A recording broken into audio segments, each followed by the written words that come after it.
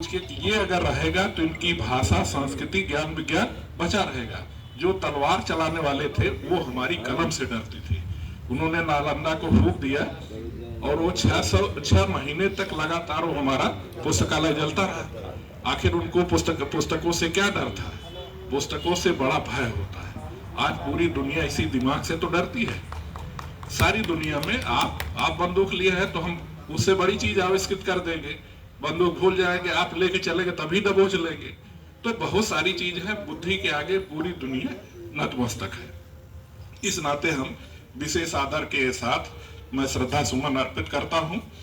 हम लोगों को अपने पूर्वजों की विरासत को देखना चाहिए। विज्ञान में भी हमारा झंडा है और अध्यात्म में भी। दो व्यक्तियों को आपका हिंदू धर्म का कहीं अता पता न चलता। बौद्धों ने जो कब्जा कर लिया था, अगर कुमारिल न होते, उन्होंने वह अपने को बौद्ध बनाए, क्योंकि अपना ज्ञान कोई देता नहीं था। मठों में जाकर सारा ज्ञान सीखे और उसके बाद फिर हिंदू बने और कहा कि अब आप जो है हमसे शास्त्रार्थ कर लीजिए, एक शर्त है, जीते तो मैं शरीर छोड़ूंगा और आप हारे तो आप छोड़ दीजिए। ऐसे बहुत सारे चोटी के विद्वानों को उन्होंने इस कट्टरता के साथ नष्ट कर दिया।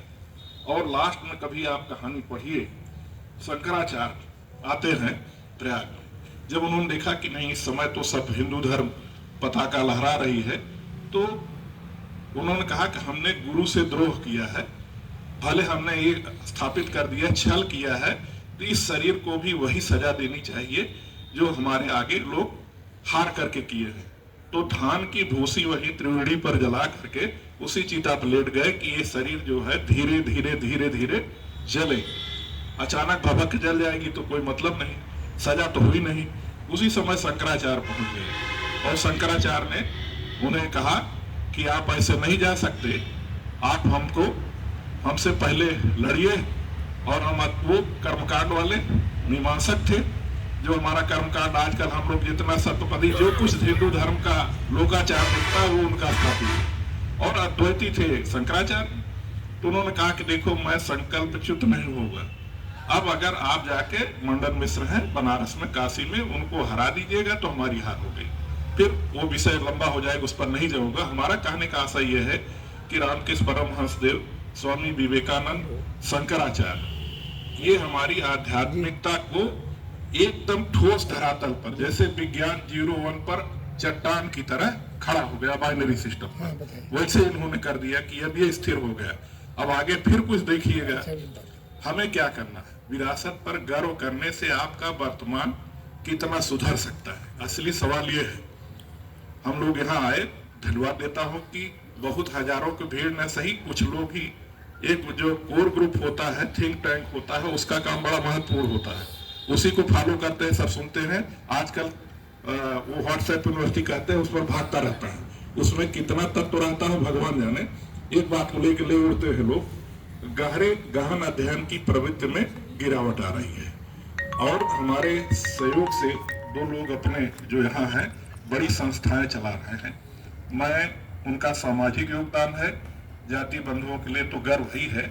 हम आपसे ये भी अनुरोध करेंगे कि एक दिन, आज ठीक है हमने यहाँ जयंती आयोजित किया, हम आए, जानबूझ के आए, मुझे भी अच्छा लगा, इस नाते आए, व्यस्तता के बीच से आए।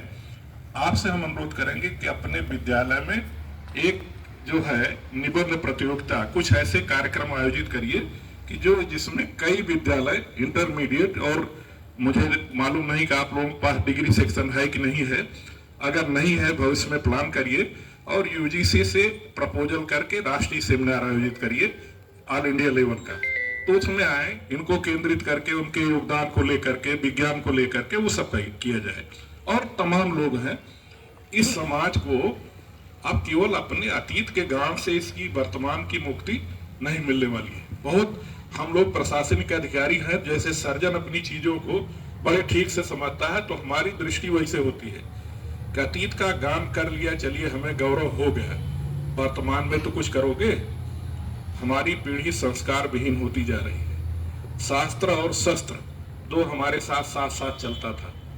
हम शास्त्र के भी धनी थे और शस्त्र के भी धनी थे कि लड़ेंगे, फाड़ देंगे, और शास्त्र हमारी कलम से आग उगलेगा। तो ना आपकी कलम में स्याही रह गई, ना आपके पास शास्त्र है। दुइये था आप पास, अब शास्त्र और शस्त्र के अलावा समाज के बहुत सारे आयाम हैं। व्यवसाय है, राजनीति है, समाज के समग्रता में आपका क्या योगदान हो।